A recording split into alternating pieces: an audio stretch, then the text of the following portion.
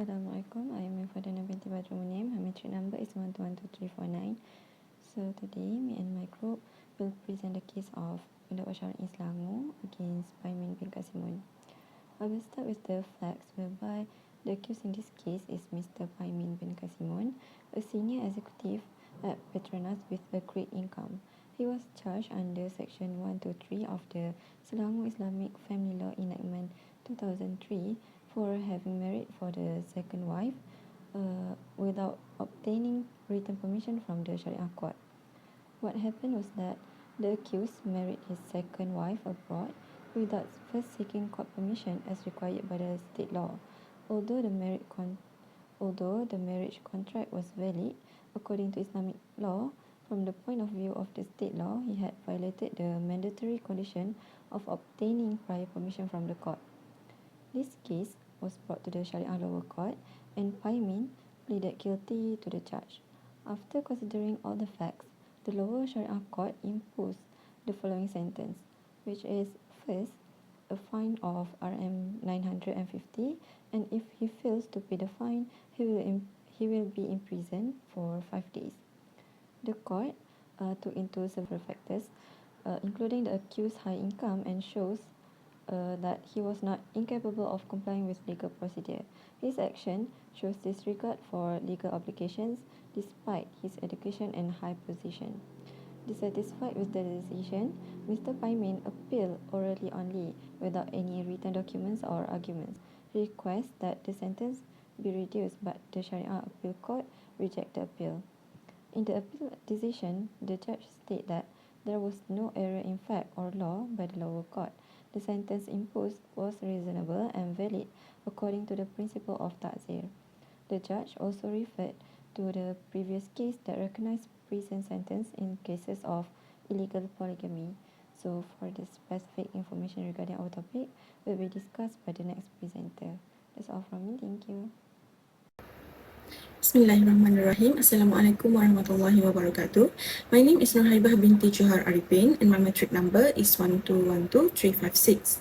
So for the first issue, whether the Syariah High Court judge could make any decision without stating the error made by the trial judge. So the Court of Appeal, upon examining the grounds of judgment made by the Syariah High Court, found that the learned judge had clearly set out the reasons for setting aside the 5-day imprisonment sentence on the respondent. In fact, the Syariah High Court judge concluded by emphasizing that the trial judge ought to consider the entirety of the facts and the reasons given by the accused before deciding the case. In view of the explanation given, the Syariah Court of Appeal is satisfied that the applicant's contention regarding the Syariah High Court judge failure to identify any error made by the trial judge is without merit, and therefore such claim was being rejected. That's all from me. Thank you. Hello, Assalamualaikum. My name is AMIRAH FATINAH binti NORAZIZI. My matrix number is 1212355. So I would like to continue with the second and third issue. So the second issue is whether the requirement for facts governing individual right that could be considered could supersede public right. In Malaysian Sharia law, the principle is that the rights of individuals do not supersede or override public rights, particularly in matters of public interest or societal order. This position is supported both by statutory provisions and judicial decision. According to Section 167, subsection 1 of the Sharia Criminal Procedure Enactments of Selangor 2003, authorized the Court of Appeal to entertain questions of law that are of interest to the public rights that arise during an appeal. This section explicitly emphasizes the importance of public interest over individual rights in certain circumstances. Similarly, with Section 147 of the same enactment allows courts to admit additional evidence but within the framework of ensuring justice, often considering the broader context of societal impact. The court have consistently held that individual rights are to be considered within limits that do not conflict with public interest or societal well-being. In the case of Samsudin bin Hussein against Ketua Pendakwa Syarie, 2011, the Court of Appeal emphasized that rights such as religious freedom, marriage and legal claims are subject to the overarching principles of public order and societal morals. Furthermore, in Muhammad Idris bin Haji Masyu, 2010, the court clarified that questions of public importance take precedence during the appeal process, and individual rights are only respected insofar as they do not conflict with these interests. Next, the principle in this issue, the law and jurisprudence establish that facts relating to individual rights may be considered, but they do not supersede or override public rights. The consideration of such facts must be balanced with broader societal interests. If the recognition of individual rights conflicts with the public interest or societal order, the latter will prevail as maintained by the court's doctrine of public interest. In conclusion, facts regarding individual rights could be considered, but they do not supersede or override public rights in the context of Sharia law and relevant Malaysian case law. Next, the third issue is, what if the respondent had breached the law voluntarily, whether this matter was judiciously appreciated and had caused detriment to sanctity of law? In Malaysian Sharia law, when an individual voluntarily breached the law, such conduct is typically regarded as a serious matter that affects the integrity and sanctity of the legal and religious system. The courts examine whether such breach are appreciated with proper legal consideration and whether they undermine the rule of law and societal morals. According to Section 123 of the Islamic Family Law State of Selangor 1984, criminalized polygamy without prior permission from the court, making such conduct an offence. Additionally, Section 167 subsection 1 of the Sharia Criminal Procedure Enactment, State of Selangor 2003, allows the court to consider matters of public interest and to ensure that judgments uphold legal discipline. Next, the court decision and principle in this issue. In Pendakwa Syarie against Paimin bin Kasimon 2014, the court addressed whether breaching the law voluntarily, such as engaging in a polygamous marriage without court approval, demonstrates a disregard for legal process and harms the sanctity of law. The court emphasized that such actions are serious violations of the legal framework governing marriage, especially under Islamic law, and are not minor procedural missteps. Next, engaging in illegal polygamy reflects a deliberate disregard for the court's authority and legal procedures, thereby undermining the rule of law and the integrity of the Islamic legal system.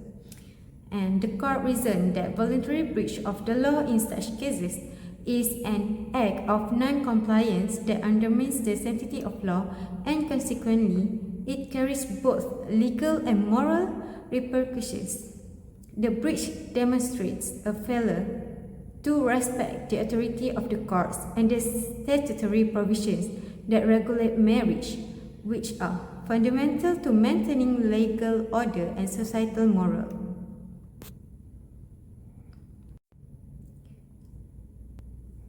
However, the court in this case carefully appreciated the voluntary nature of the breach, noting that the respondent knowingly and intentionally engaged in polygamous marriage without permission, which is an offence under the law.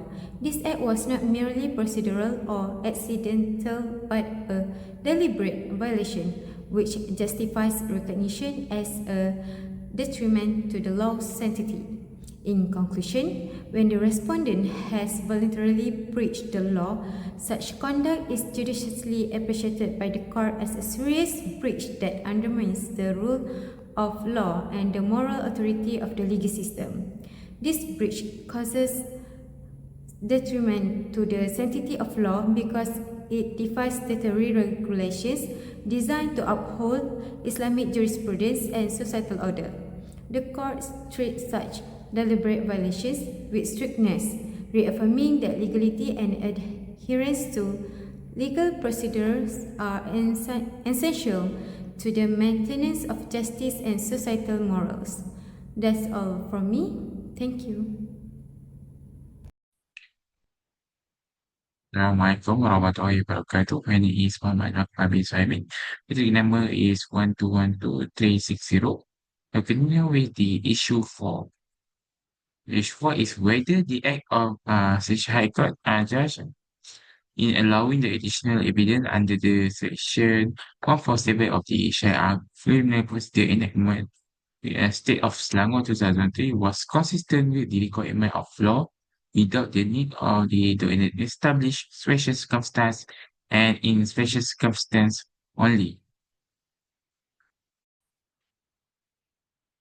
Under Section 147 of the Syariah Criminal Procedure Enactment State of Selangor 2003, Section 147, Subsection 1 explains that in dealing with any appeal under this chapter, the Syariah High Court, if it takes additional evidence to be necessary, may either take such evidence itself or direct it to be taken by Syariah subordinate court.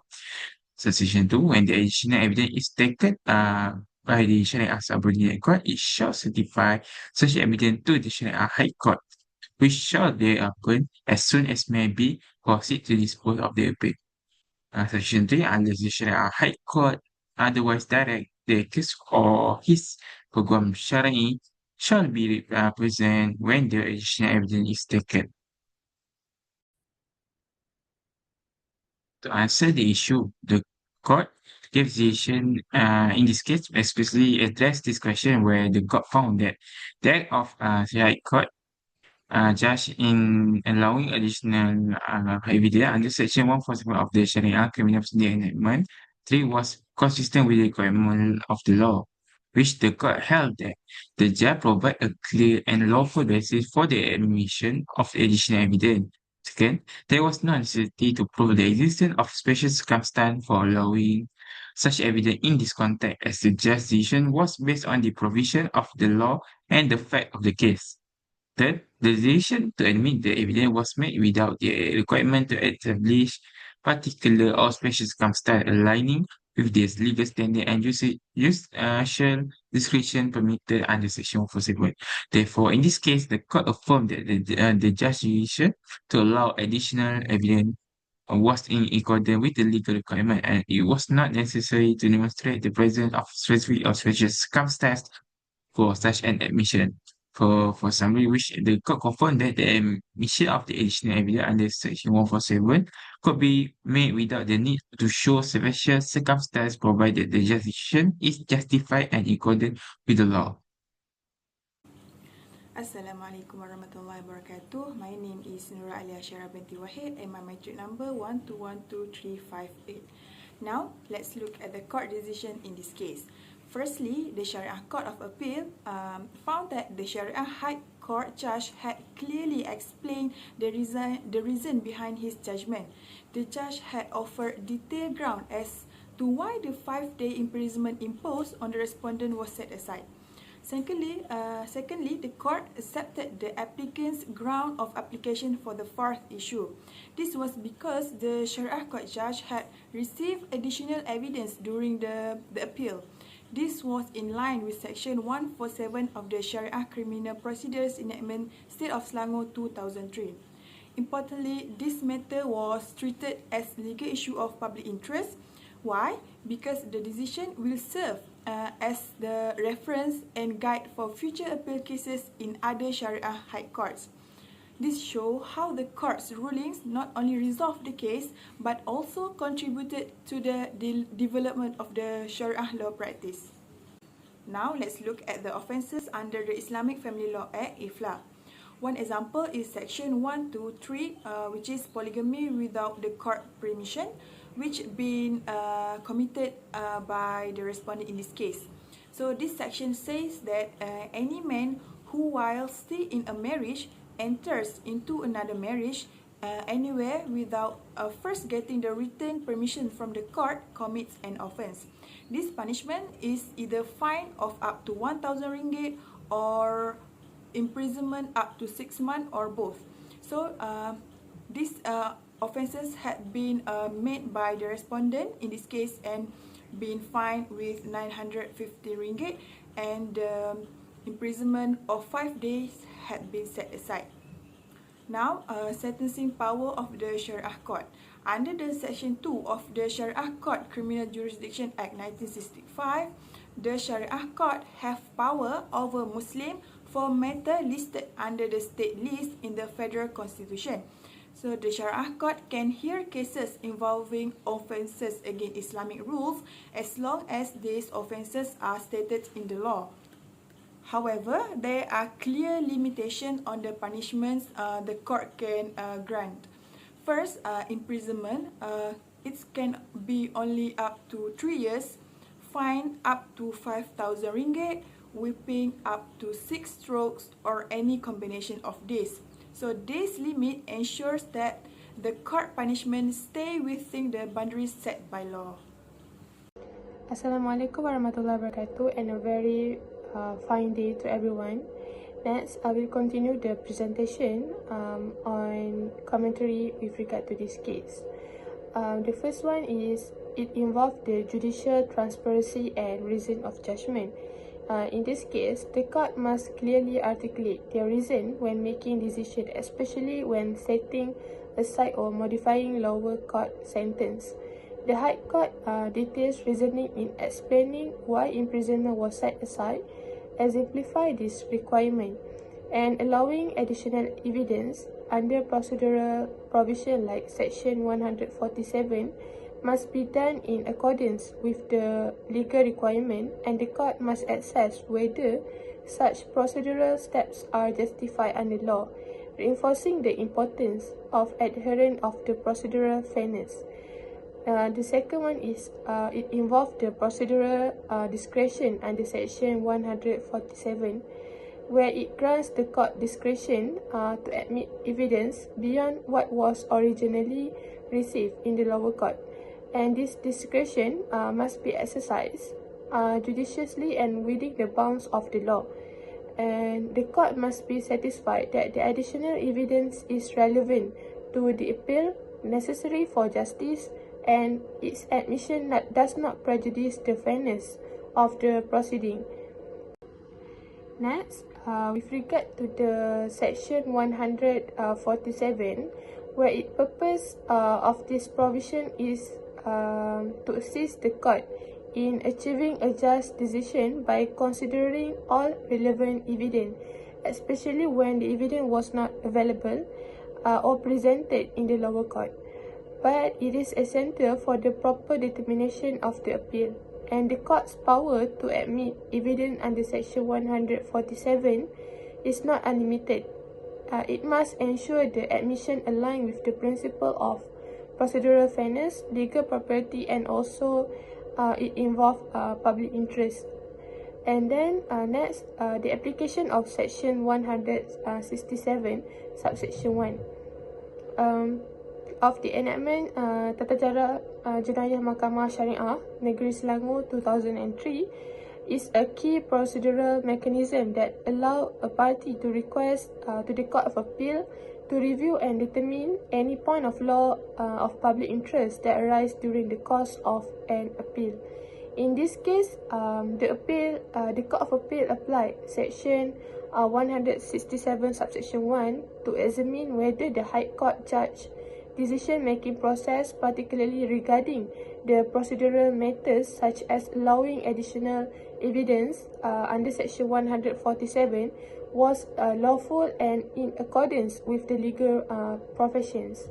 And the court noted that under Section 167 subsection 1, the court can entertain question of law of public interest that have emerged during the appeal process, even if such issue were not initially raised by the parties, but this provide a safeguard that the law and statutory procedure are correctly applied, and that's significant to the legal issue, especially those of public importance, are properly addressed in this case. That's all from me. Thank you.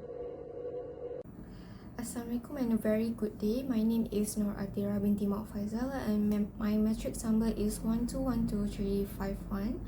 Today I'll be presenting about appeal procedure, and I'll be specific on the Syariah High Court of Selangor as in this case.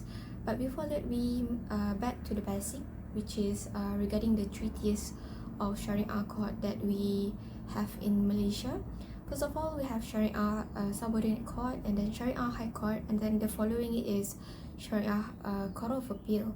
And then the right to appeal was given if any party dissatisfied with the decision of the Subordinate Court or High Court may file an appeal to the Court of Appeal. And I'll be specific in section 138 regarding the appeal to High Court, and my friend will be specific on section 152 that talks about appeal to Syariah Court of Appeal.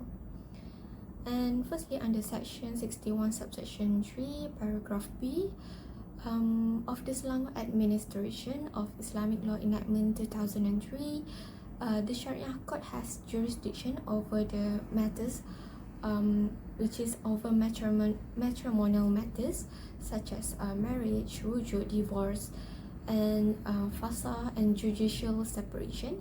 And this is reinforced by practice direction Arahan Amalan number 14 of 2006, which states about the polygamy cases must be heard at the Syariah High Court.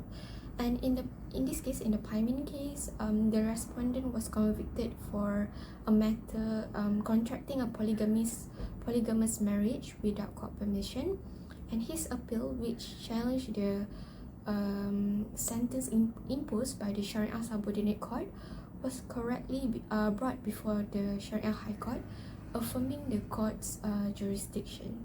And now regarding the appeal procedure, as in the slide, I wrote it as appeal steps in section 138 of Syariah criminal procedure.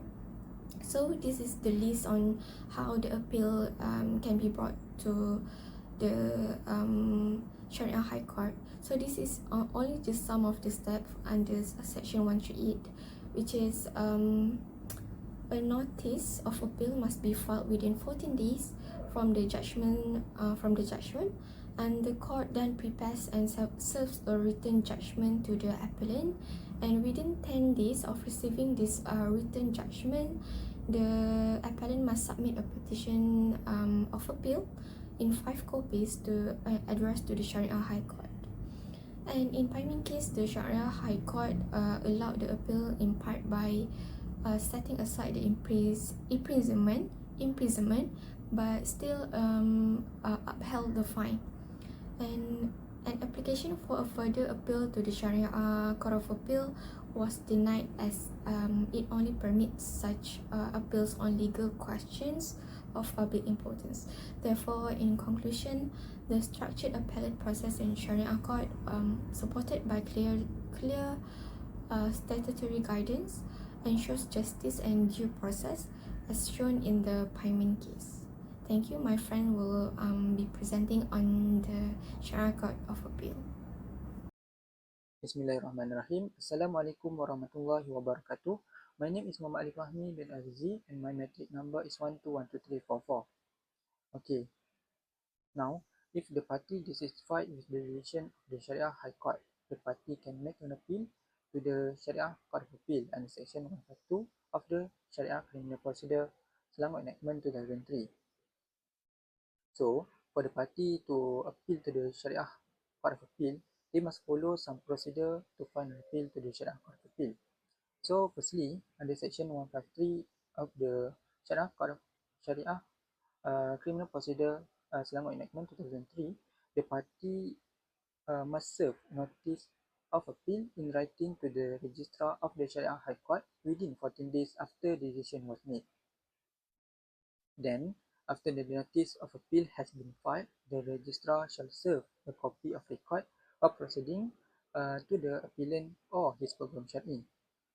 Then, under section 155, within 10 days after the record of proceeding has been served, the appellant shall file a petition of appeal in 5 copies to the Syariah Court of Appeal. And under subsection 3, if the appellant or the party fail to file a petition of appeal within 10 days, then the appeal will be considered withdrawn, meaning that the court will assume that the party have the intention to cancel to make an appeal. But under section 158 of the Syariah Criminal Procedure Selangor Enactment, it gives the exception to the section 153 and also 155. Under section 158, it stated that the Syariah Court of Appeal may extend any period of time stated in section 153 and also 155, meaning that if the party under section 153 fail to serve notice of appeal within 14 days, or the party under section 155 fail to file a petition of appeal within 10 days, then under section 158, the Syariah Court of Appeal may extend any period of time dating to one date dating suitable, and this extension of time must be on reasonable ground or reason. So lastly, after all the procedure has been followed, then a notice of time and place of hearing will be given to the parties. Under section 161 of the Syariah Criminal Procedure Selangor Enactment 2003, the parties will be given notice of time and place for the hearing of the appeal by the Syariah Court of Appeal. Then the Court of Appeal will hear their case and make a decision on that matter. And the decision of the Syariah Court of Appeal are final and not appealable to the Federal Court, as stated in Article 121(1)(a) of the Federal Constitution, which bars civil court from interfering with the Syariah Court decision. But we need to bear in mind that although the civil court have no jurisdiction over the matter that the Syariah Court have the jurisdiction, but the civil court have the jurisdiction to conduct a judicial review when the Syariah Court exceeds its jurisdiction and when there is infringement of constitutional right. For example, like the issue on right of religion, guardianship, or conversion. And the civil court also have the jurisdiction to conduct a judicial review when a state enactment is inconsistent with the federal constitution. So I think that's all from me. Thank you.